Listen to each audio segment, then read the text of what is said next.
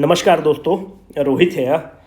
दोस्तों, आज हम लोग करंट अफेयर्स का एक टॉपिक कंप्लीटली उठाएंगे और उसको कवर करेंगे। अगर आप अभी रिसेंट का पेपर देखेंगे तो इन्वायरमेंट एंड इकोलॉजी से खूब क्वेश्चन पूछा है जो अभी एग्जाम हुआ है बीपीएससी के द्वारा। तो आज इन्वायरमेंट एंड इकोलॉजी का करंट का जितना टॉपिक है उसको आज कवर करके खत्म कर देंगे, स्वाहा कर देंगे। उसके बाद एक क्वेश्चन उससे बाहर नहीं आएगा, ठीक है। पहला कमिटमेंट ये। अगर वीडियो का रिस्पॉन्स अच्छा रहा तो धीरे धीरे और टॉपिक लाके आपको रिवाइज करा देंगे कि आपको कुछ जरूरत ही नहीं पड़े। बाकी रिस्पॉन्स पर निर्भर करता है यार। देखो, हमारा वीडियो बनाने में हमको 7 से 8 घंटा लगता है, 20-25 मिनट 30 मिनट का वीडियो बनाने में। और जब हम फ्री में दे रहे हैं तो हमको रिस्पॉन्स भी चाहिए होता है। फिर लगता है कि छोटा क्राउड के लिए हम 4000 5000 अगर क्राउड रहे तो उतना मोटिवेशन नहीं आता है। बहुत ऑनेस्टली तुमको बोल रहे हैं। पहली बात तो ये। दूसरी बात ये है कि हम 21 तारीख तक का आपको टारगेट दिए हुए थे। जो आप कर रहे हैं वो करते रहिए। अगर आपको मेरा एनालिसिस पसंद आता है तो अभी हम आपको देने वाले हैं टारगेट 22 का, 23 का और 24 का। ये वो टारगेट है जो आपको प्राइमली करना ही करना है, क्योंकि ये वो टॉपिक है जो क्वेश्चन वहाँ से क्वेश्चन पूछे जाएंगे। इट इज़ इमटेरियल कि तुम कितना पढ़ते हो, इट इज़ इमटेरियल कि तुम पूरा करंट अफेयर का 5 टॉपिक पढ़ लिए हो। It is very important to be very selective in the preparation of the UPSC और the BPSC. You need to be very selective, you need to be very choosy.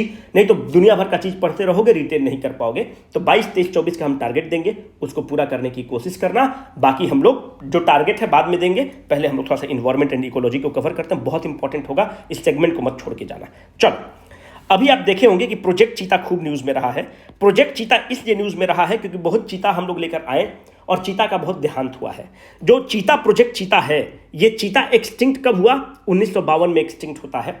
जब चीता extinct 1952 में होता है तो हम लोग 2 देश से चीता को लेते हैं। एक देश है जिसका नाम है नामीबिया और दूसरा जो देश है उसका नाम है साउथ अफ्रीका। यहां से हम चीता को मंगाते हैं और रिलोकेट करते हैं।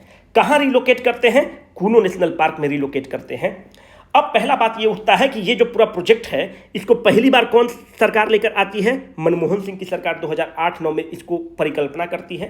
पर आपके जहन में, अगर आप होशियार आदमी हैं तो आपके जहन में पहला क्वेश्चन ये उठना चाहिए कि चीता इतना इंपॉर्टेंट क्यों है, क्यों चीता के लिए हम लोग चाहते हैं। तो चीता का अगर आप देखोगे तो इकोसिस्टम में टॉप प्रीडेटर है। अगर टॉप प्रीडेटर ही अगर खत्म हो जाएगा तो प्रॉब्लम है कि चीता को बेसिकली क्या चाहिए? ग्रासलैंड चाहिए हंट करने के लिए। तो ग्रासलैंड इकोसिस्टम का टॉप प्रीडेटर है। जैसे अगर आप टॉप प्रीडेटर खत्म होगा तो पूरा इकोसिस्टम ध्वस्त हो जाएगा। आप इससे समझ सकते हैं कि आपके घर परिवार में आपके दादाजी हैं और बाबा जी हैं। आपको लगता होगा कि कुछ नहीं करते हैं, पर उनका होना ही बहुत इंपॉर्टेंस रखता है। आप बहुत चीज़ों से, रिस्पॉन्सिबिलिटी से मुक्त होते हैं। उसी तरह से इकोसिस्टम को सस्टेन करने के लिए आपको टॉप प्रीडेटर की जरूरत है। इसीलिए हम लोग प्रोजेक्ट चीता लेकर आते हैं, इसीलिए हम लोग प्रोजेक्ट टाइगर लेकर आते हैं। देखो, हम थोड़ा विषयांतर हो जाते हैं। हम चाहते हैं कि बहुत फास्ट करने के लिए, क्योंकि तुम लोग का समय बहुत इंपॉर्टेंट है, तो हम थोड़ा सा फास्ट करेंगे, उसको बियर करना, ठीक है। कोशिश करते हैं, हम नहीं कर पाते हैं।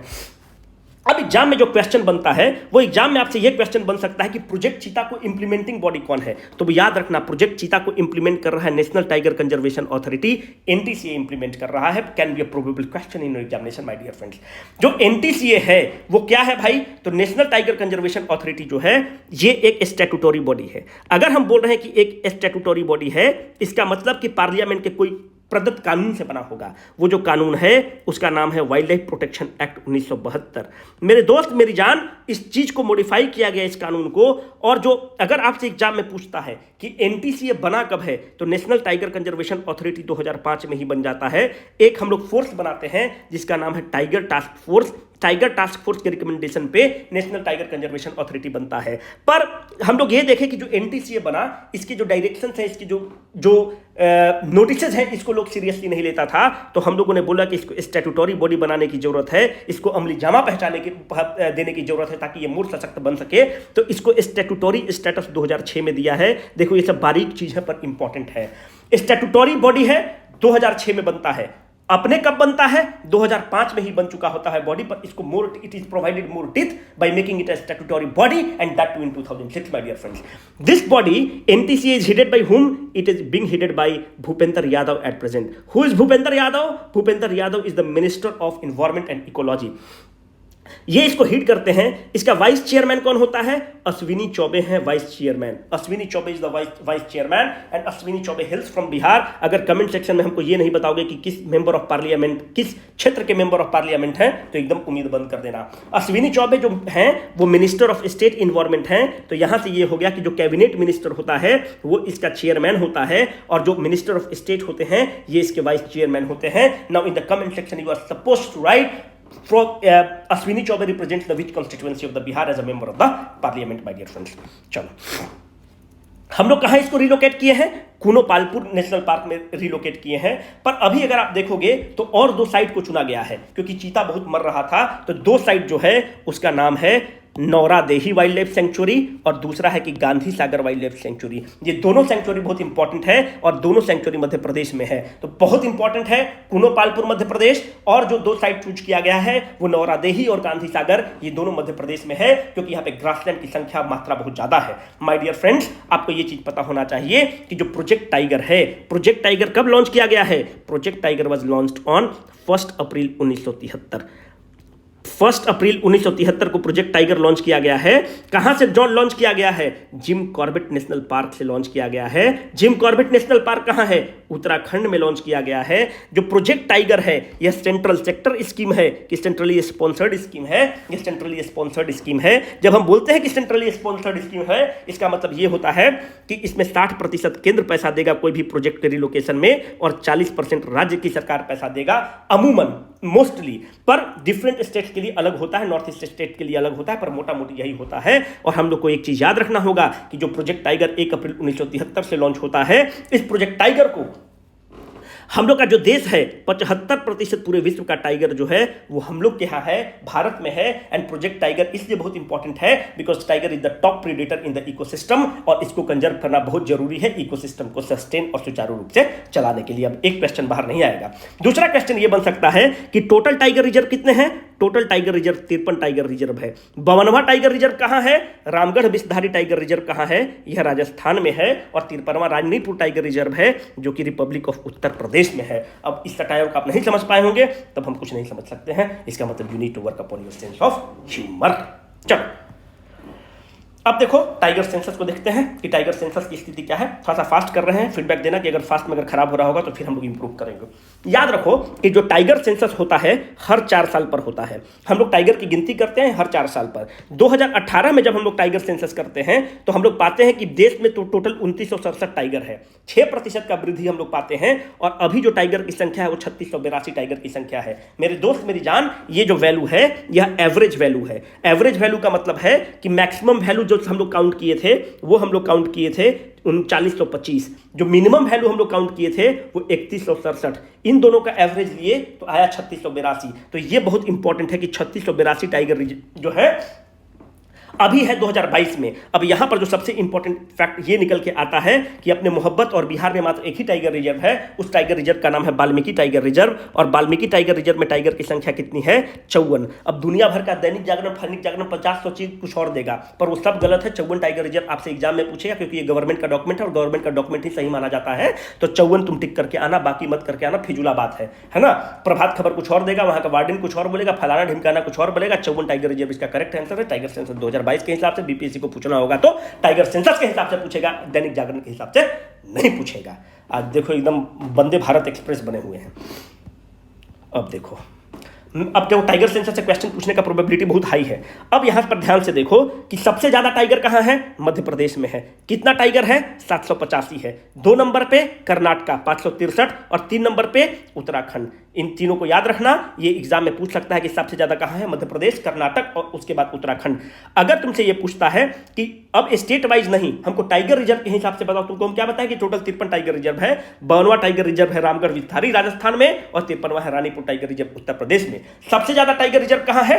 सबसे ज्यादा टाइगर कहां है? जिम कॉर्बेट में। कितना? 260। यहां पर याद रखना कि प्रोजेक्ट टाइगर को यहीं पर लॉन्च किया गया था। यहां पर एक चीज और आपको याद रखना कि इस टाइगर रिजर्व की नींव 1936 में रखी गई थी, और जब इस टाइगर की नींव 1936 में रखी गई थी तो उस समय इसका नाम था हिली नेशनल पार्क। ठीक है, थोड़ा सा इससे अंतर हो गया, लेकिन ठीक है, इतना चलता है, ठीक है।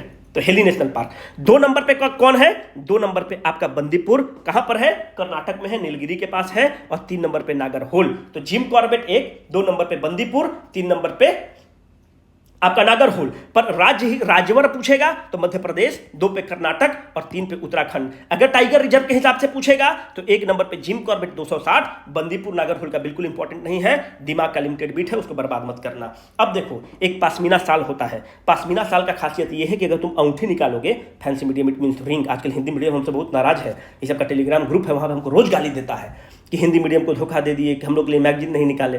पर ठीक है, चलता है ना। अब थोड़ा सा थिक स्किन के बन गए हैं, तो याद रखना, एक पासमीना साल बनता है। जो पासमीना साल होता है उसको एक अंगूठी से तुम पास कर सकते हो, रिंग में से पास कर सकते हो कि इतना मुलायम होता है।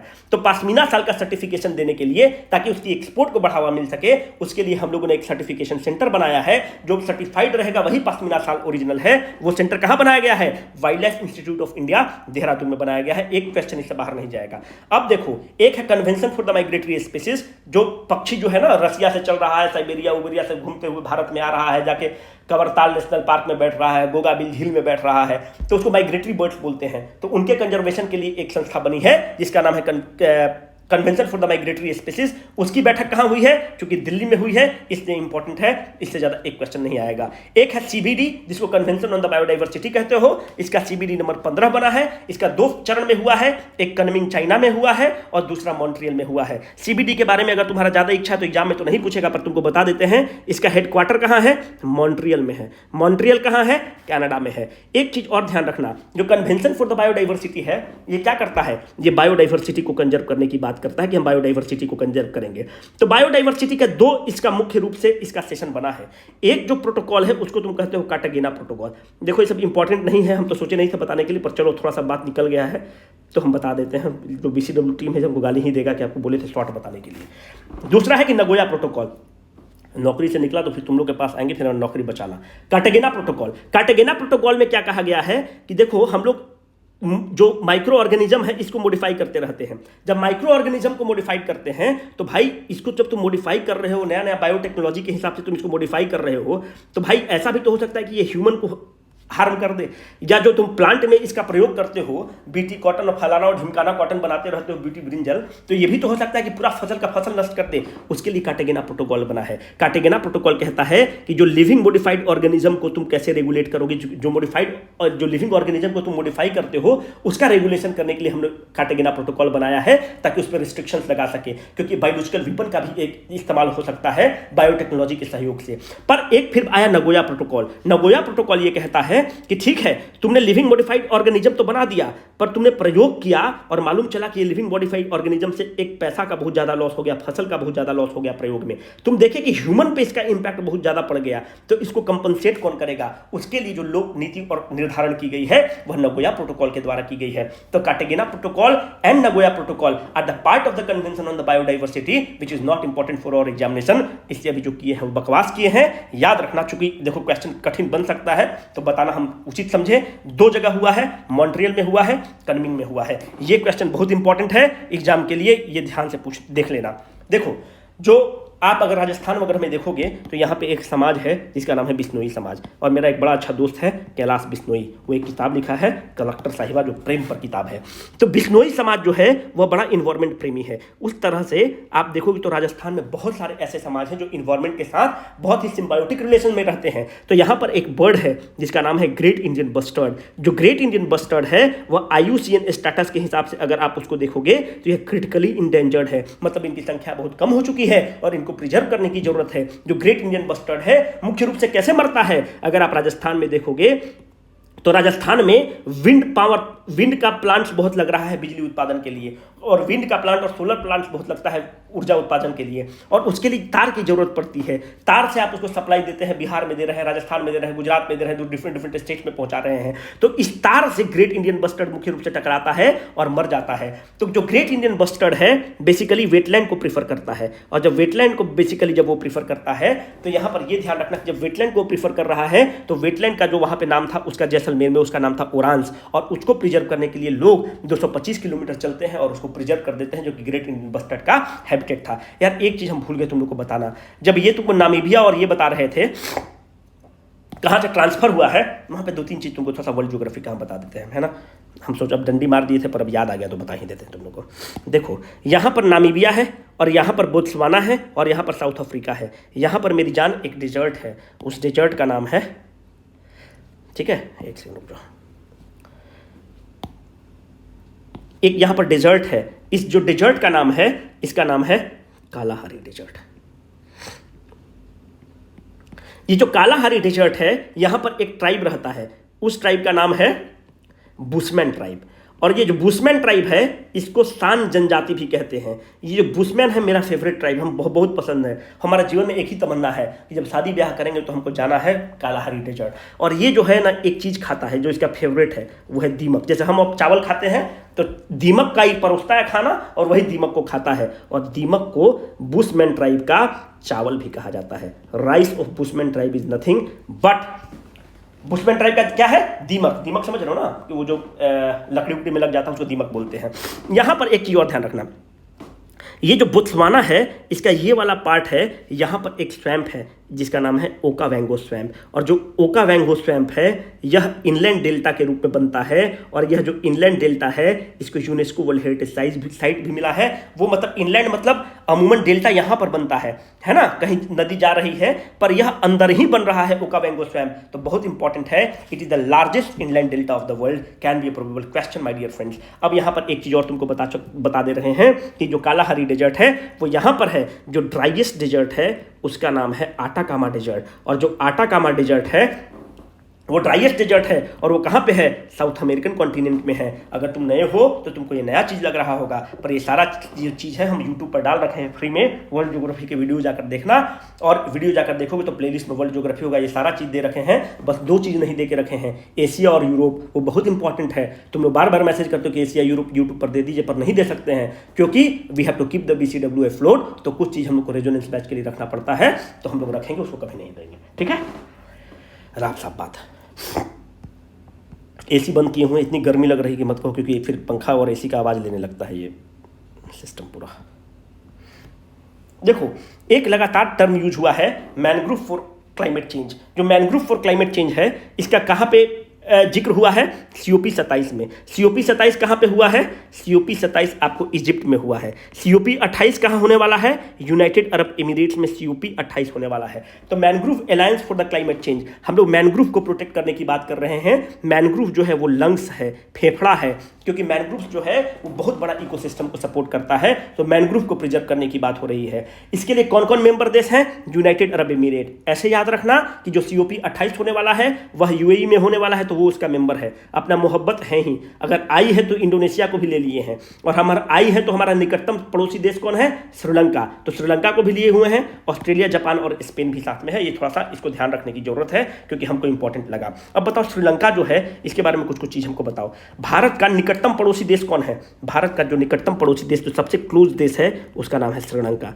श्रीलंका की अभी हम आपको टेलीग्राम में एक क्वेश्चन दिए थे कि जो सबसे लॉन्गेस्ट नदी कौन है, जो महावेली नदी है। और महावेली नदी को क्या बोलते हैं, it is called as the Ganga of Sri. ये सब चीज हम एशिया वाले वीडियो जो रेजोनेंस में है वहां पे बता रखे हैं।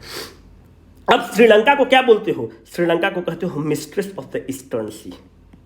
It is called as the mistress of the eastern sea. Sri Lanka को क्या बोलते हो, श्रीलंका को तुम कहते हो गेटवे ऑफ एशिया। श्रीलंका को क्या बोलते हो, श्रीलंका को पर्ल ऑफ एशिया भी बोलते हैं, या पर्ल ऑफ इंडियन ओशन भी बोलते हैं, ठीक है। इसका कैपिटल कहाँ है, जयवर्धनेपुरम है। चलो श्रीलंका का हो गया, मामला हुआ खत्म। एक लगातार टर्म न्यूज में रहा है ग्रीन वाशिंग। ग्रीन वाशिंग का मतलब मेरे बंधु ये होता है कि जो बड़े बड़े कंपनी हैं, जो बड़े बड़े देश हैं, वो इस तरह से प्रिटेंड करते हैं कि हम इन्वायरमेंट के लिए बहुत कुछ कर रहे हैं, पर जब हकीकत में उसका असेसमेंट किया जाता है तो पाया जाता है कि यह फेक है, झूठ है। जैसे कि तुम अपनी गर्लफ्रेंड को ये बोल सकते हो कि हम तुमको बहुत प्यार करते हैं और तुम इलिसिट रिलेशनशिप किसी और लड़की के साथ रखे हुए हो, तो तुम क्या कर रहे हो, फेक वाशिंग कर रहे हो, मूर्ख वाशिंग कर रहे हो, किसी को तुम मूर्ख बना रहे हो। तो उसी तरह से ग्रीन वाशिंग जो है बड़े बड़े देश हैं, जो डेवलप्ड कंट्रीज हैं, जो बड़े बड़े कंपनी है दिखावा इस तरह से करते हैं बड़े बड़े प्लेटफॉर्म पे कि इन्वायरमेंट को अकेले प्रोटेक्ट कर लेंगे, पर ये कुछ नहीं करते हैं। छोटे छोटे देश हमारे जैसे और आपके जैसे देश जो है रिन्यूएबल एनर्जी की तरफ जा रहे हैं और ये अभी भी नॉन रिन्यूएबल एनर्जी को प्रमोट कर रहे हैं। इसको कहा गया है green washing can be a probable question, खूब न्यूज में रहा है आपके एग्जाम के लिए। जो मुझे सबसे इंपॉर्टेंट लगता है वो है ब्लू फ्लैग सर्टिफिकेशन। बहुत ध्यान से करना blue flag certification. Blue flag certification को देता कौन है? एक foundation for the environment education करके है या इन्वायरमेंट फाउंडेशन करके, FEE, ठीक है, foundation for the environment education या ऐसा कुछ करके है। वो कहाँ का संस्थान है? डेनमार्क का संस्थान है। इसके पहले आपसे कुछ पूछ चुका है कि भारत में कितने बीच जो हैं वो FEE मार्क्ड है, तो पहले देश था that is foundation for the environment education, उसका नाम है, अगर हमको सही से याद आया है तो।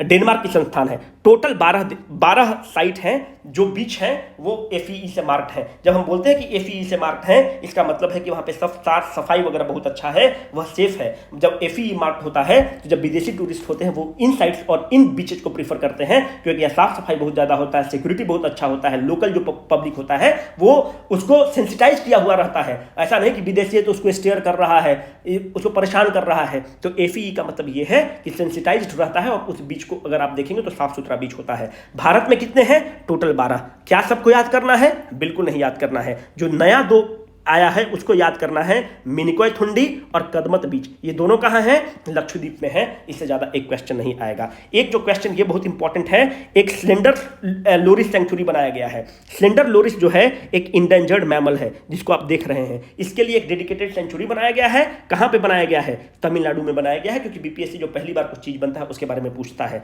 एक और ध्यान रखना, वर्ल्ड ग्रीन इकोनॉमी समिट हुआ है यूनाइटेड अरब एमिरेट में, जहां पे COP 28 होना है, उसी के तर्ज पर हुआ है। National conference on sustainable coastal management, coast को कैसे मैनेज करेंगे, उसके लिए भुवनेश्वर में हुआ है। भुवनेश्वर जो है उड़ीसा की राजधानी है और उड़ीसा में हमेशा ट्रॉपिकल साइक्लोन्स वगैरह आते हैं, इसके कारण यहाँ पे कोस्टल मैनेजमेंट बहुत अच्छा किया गया है और नवीन पटनायक यहाँ से लगातार चुनाव जीत रहे हैं। एक परफॉर्मेंस ग्रेडिंग इंडेक्स लॉन्च किया गया है। कौन किया है? मिनिस्टर ऑफ एजुकेशन लॉन्च किए हैं।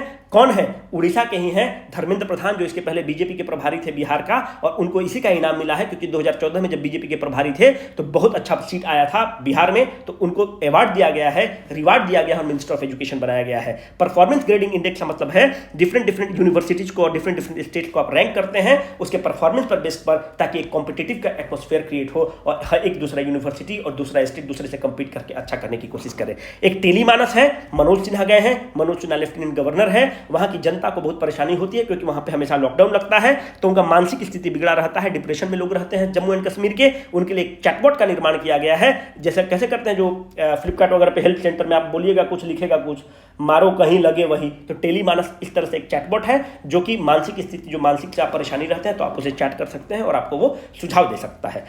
एक नेशनल रिसर्च फाउंडेशन बिल है, ये बहुत इंपॉर्टेंट है, अभी लॉन्च किया गया है नेशनल रिसर्च फाउंडेशन बिल को। उसकी पूरी रूपरेखा तय नहीं की गई है, पर मोटा मोटी आपको पता होना चाहिए कि देश को अगर प्रगति करना है तो देश को रिसर्च एंड डेवलपमेंट पर फोकस करना होगा, क्योंकि रिसर्च एंड डेवलपमेंट जो है हम लोग का इन्वेस्टमेंट रिसर्च एंड डेवलपमेंट पे कम है। जब रिसर्च एंड डेवलपमेंट पे हम लोग इन्वेस्टमेंट करेंगे तो उसका पेटेंट और कॉपीराइट क्रिएट होगा और फिर उसको हम कैपिटलाइज कर सकते हैं। जैसे कोविड का वैक्सीन जो हम लोग बनाए उसका सॉफ्ट पावर बहुत है, क्योंकि अफ्रीका ऐसे देशों को दिए, मालदीव्स को दिए, अपने पड़ोसी देशों को जब देते हैं तो उसका सॉफ्ट पावर बहुत होता है। तो रिसर्च एंड डेवलपमेंट को बढ़ावा देने के लिए सरकार ने एक बॉडी स्थापित की है जिसका नाम है नेशनल रिसर्च फाउंडेशन। जो नेशनल रिसर्च फाउंडेशन होगा उसको हिट कौन करेगा? प्राइम मिनिस्टर उसको हिट करेंगे, और प्राइम मिनिस्टर तो बहुत बड़ा चीज है, उसको तो 500 काम है, तो प्राइम मिनिस्टर तो ओवरऑल हिट करेंगे, पर डेली रूपरेखा करने के लिए एक एग्जीक्यूटिव काउंसिल बनाया जाएगा। जो एग्जीक्यूटिव काउंसिल है उसको कौन हिट करेगा? Principal scientific adviser to the prime minister hit करेंगे। याद रखना कि प्रिंसिपल साइंटिफिक एडवाइजर कौन है? अजय सूद हैं, और अजय सूद बहुत बड़ा नाम है,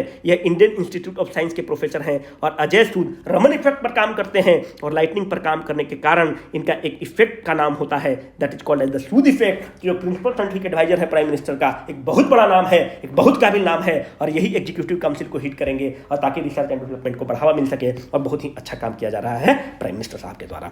टोटल कॉस्ट कितना है? 50,000 करोड़ का हम लोग टारगेट किए हैं कि रिसर्च एंड डेवलपमेंट में खर्च करेंगे, इससे ज्यादा कोई भी क्वेश्चन नहीं आएगा। नेशनल जो रिसर्च फाउंडेशन है, इसकी अनुशंसा कौन करता है, इसको रिकमेंड कौन करता है, न्यू एजुकेशन पॉलिसी इसको रिकमेंड करता है। न्यू एजुकेशन पॉलिसी किसकी अध्यक्षता में बनता है, के कस्तूरीरंगन की अध्यक्षता में आपको बनता है न्यू एजुकेशन पॉलिसी।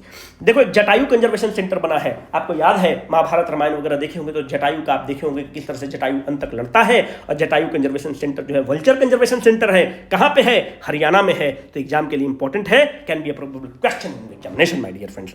अब आ जाओ रामसर साइट पर। रामसर साइट भी बहुत इंपॉर्टेंट है। अब पता नहीं वीडियो कितना बड़ा हो गया, हमको कहा गया था कि 15 मिनट में खत्म करिएगा, पर उम्मीद नहीं लगता कि 15 मिनट में खत्म हुआ होगा।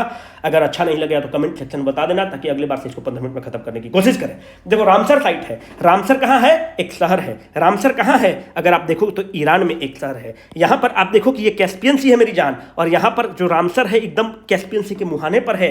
यहां अजरबैजान है, अजरबैजान का जो कैपिटल है बाकू, ये दोनों कैस्पियन सी के मुहाने पर है, माउथ पर है। It can be a question कि कौन सा देश का कैपिटल या कौन सा सिटी, या आपसे पूछ सकता है कि रामसर जो सिटी है किस लेक पर है। तो the correct answer will be Caspian Sea my dear friends. Caspian Sea से कौन कौन देश टच करता है, उसका कोड याद रखना, तारीख। तारीख मतलब क्या है, तुर्कमेनिस्तान।